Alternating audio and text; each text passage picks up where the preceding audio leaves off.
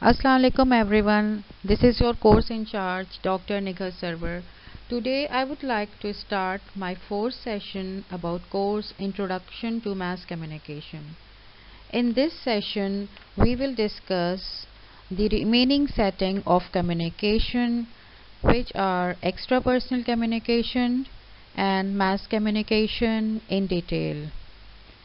In our last session, we discussed setting of communication, intrapersonal communication, interpersonal communication, and machine assisted interpersonal communication.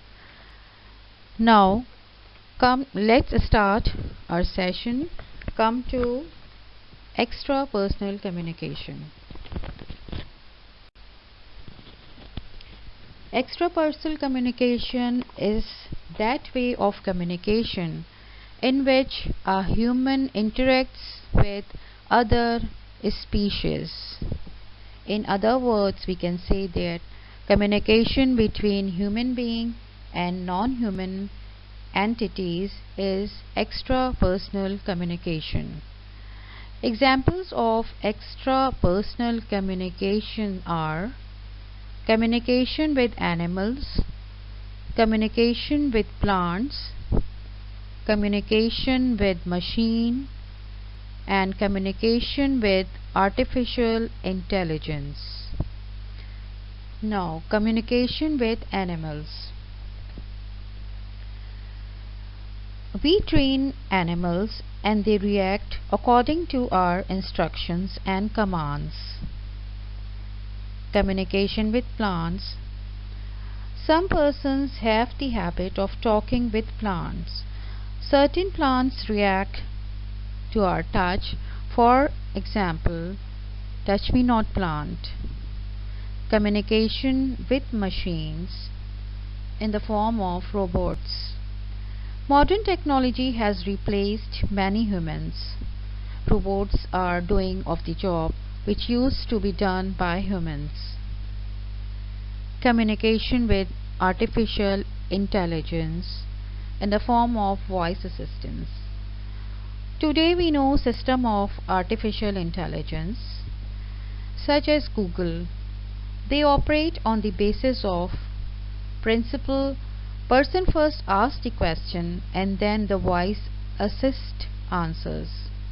Artificial intelligence can play computer games with you as the human player. Now come to mass communication. The major communication setting is the one that we will be most interested in. The difference between machine assisted interpersonal communication and mass communication are not that clear. Mass communication refers to the process by which a complex organization with the aid of one or more machine produces and transmits public messages that are directed at large heterogeneous and scattered audience. Underline the notice the three words: large, heterogeneous, and scattered audience. There are of course situations that will fall into gray areas. How large does the audience have to example? How large does the audience have to be? How scattered? How heterogeneous? How complex must the organization be? For example, suppose a billboard is constructed on a busy street in a small town. Obviously, this would qualify as machine-assisted communication. A machine was used to print the billboard.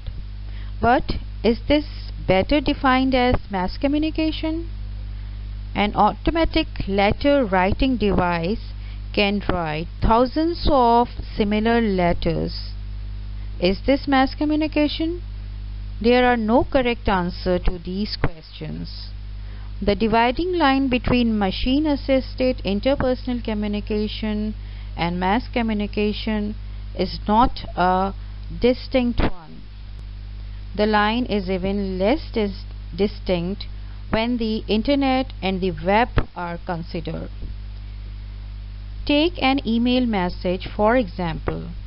It can be addressed to one person, much like machine-assisted interpersonal communication, or it can go to thousands, a situation clear to the mass communication. Or take the case of a chat room, where one person might be communicating with dozens of others. If two people want more privacy, then they can move to a private room, a situation that resembles machine-assisted interpersonal communication. On the other hand, feedback in the chat room is limited, a feature of mass communication. The usual clues from personal appearance, facial expression, tone of voice, and gestures are not present. Now I would like to define how 8 elements of communication process play their role in mass communication. Role of source in mass communication. Until the advent of the Internet and the web, the source in the traditional mass communication situation was typically a group of individuals who acted in role in an organizational setting. In other words, mass communication was the end product of more than one person's effort. For example, think about how a newspaper is put together. Reporters gather news, writers draft editorials, a cartoonist draws an editorial cartoon, the advertising department lays out ads, editors lay out all these elements on a simple page. Technical transfer this page to a master, other technicians print the final paper, the finished copies are given to the delivery staff, and of course behind all this is a publisher who has the money to pay for a building, press, staff, trucks, paper, ink, and so on. This institutional nature of mass communication has several sequences. The advent of Internet-based mass communication changed the situation. Thanks to the World Wide Web, one person can become a mass communicator. The full implications of this change may take some time to become more clear. For both traditional and Internet-based mass communication, the source usually has little detailed information about its particular audience. The author of a website has little detailed information about individuals who visit the site. Traditional mass media may have collect data, but these are typically expressed as gross audience characteristics. The newspaper editor, for example, may know that 40% of the readers are between 20 and 40 years old, but the editor has no idea about the individual's taste, preferences, or identities of these people. They are anonymous group known only by summary statistics. No role of encoding or sending in mass communication. Encoding in mass communication is always multi-stage process. Suppose a film producer has an idea. He or she explains it to a screenwriter. The writer goes off and produces a script. The script goes to a director who translates it for the camera. Cinematographers capture these scenes on film. The raw film goes to an editor who plays together the final version. The film is copied and sent to theaters, where a projector displays it on the screen, where the audience watch it. How many examples of encoding can you find in that oversimple version of movie making? Channel in mass communication.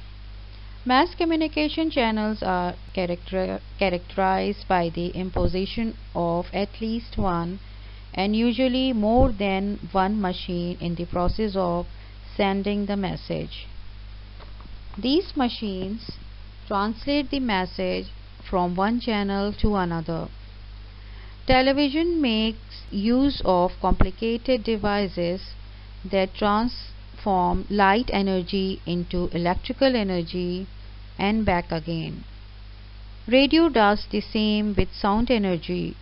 Unlike interpersonal communication, in which many channels are available, mass communication is usually restricted to one or two. Role of decoding and receiving in mass communication. Messages in mass communication are public. Anyone who can afford the cost of newspaper or a CD player or a television set can receive the message. Additionally, the same message is sent to all receivers. In a sense, mass communication is addressed to whom it may concern.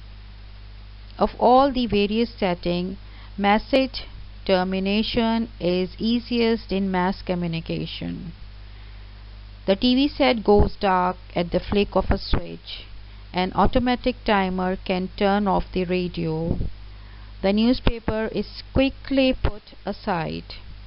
There is little the source can do to prevent these sudden termination. Mass communication typically involves multiple decoding before the message is received. The CD player decodes patterns of light waves into sound waves for our hearing mechanism. The television receiver decodes both sight and sound transmission. Now, role of receiver in mass communication. One of the prime distinguishing characteristics of mass communication is the audience. First, the mass communication audience is a large one, sometimes numbering in the millions of people. Second, the audience is also heterogeneous, that is, it is made up of dissimilar groups who may differ in age, intelligence, political beliefs, and ethnic background. Even in situations where the mass communication audience is well defined, heterogeneity is still present. For example, consider the publication of Reader Digest Monthly.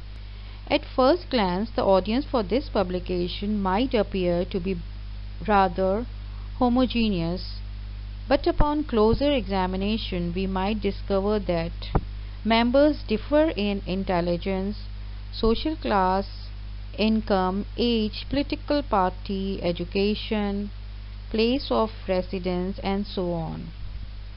Third, the audience is spread out over a wide geographical area.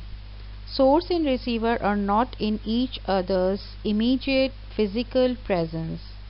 The large size of the audience and its geographic separation both contribute to a distinguishing factor.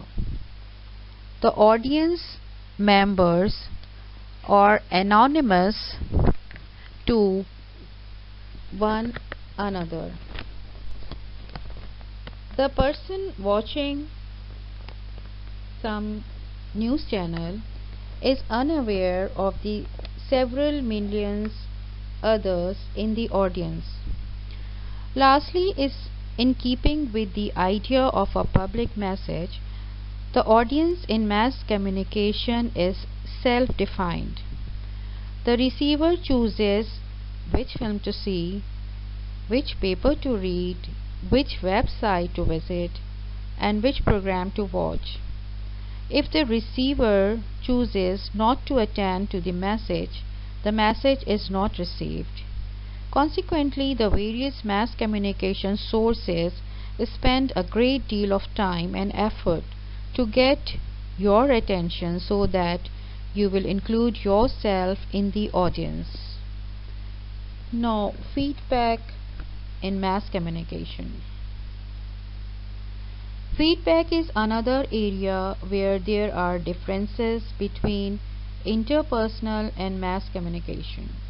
The message flow in mass communication is typically one way and feedback in many instances.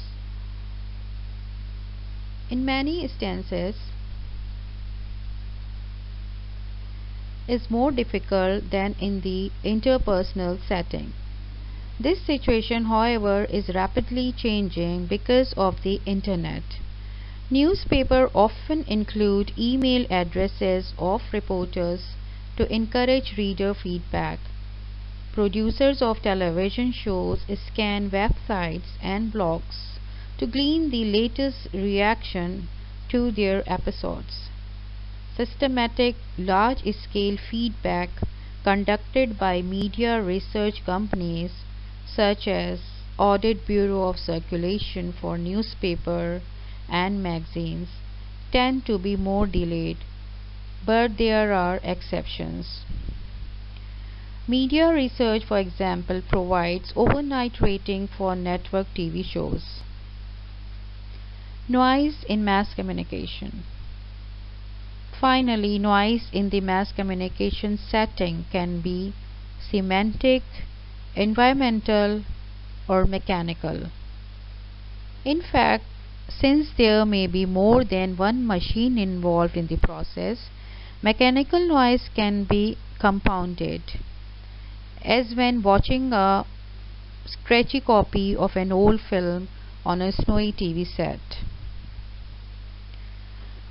Now, I summarize some of the differences among the three communication settings that we have talked about. These three settings are interpersonal communication, machine-assisted interpersonal communication, and mass communication. Now come to the source. The setting of source in interpersonal communication, machine-assisted interpersonal communication, and mass communication. Source in the interpersonal communication can be a single person, has knowledge of receiver. Source in machine-assisted interpersonal communication can be a single person or group, has great deal of knowledge or no knowledge of receiver.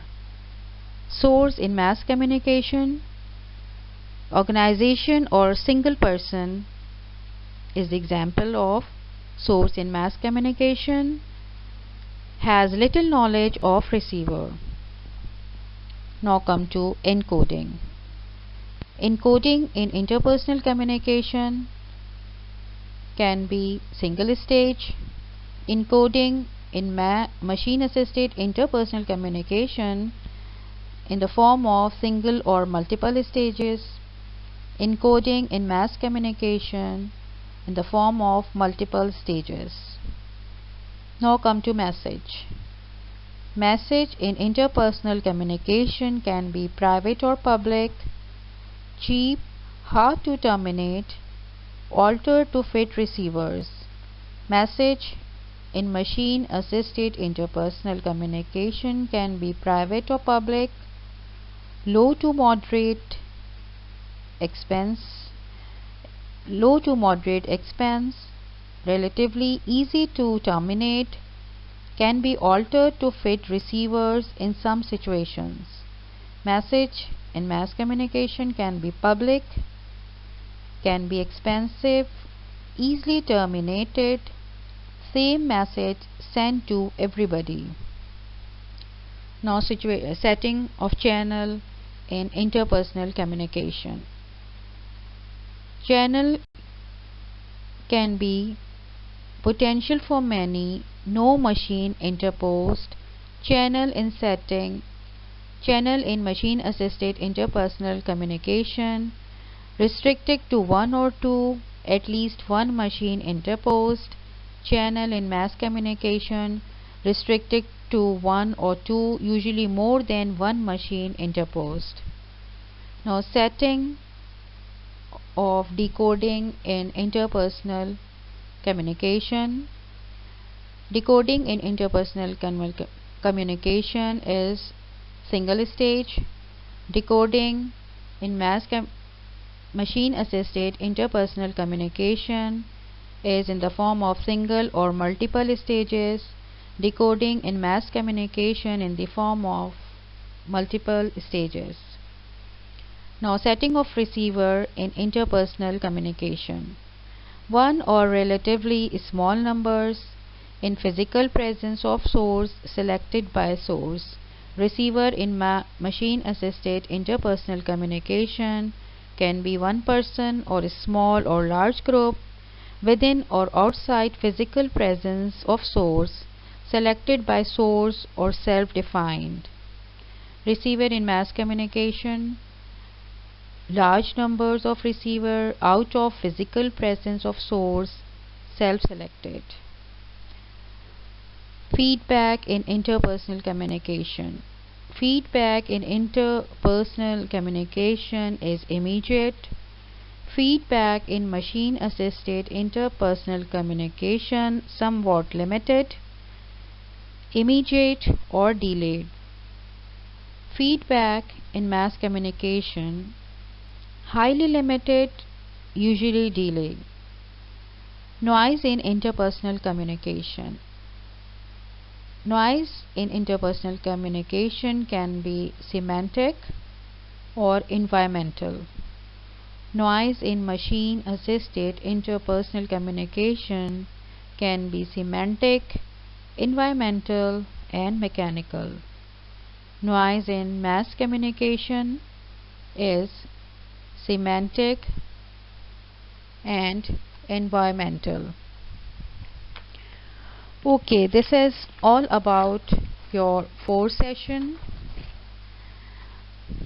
That's all for you for 4 session. We will back with another session of yours. Allah Hafiz.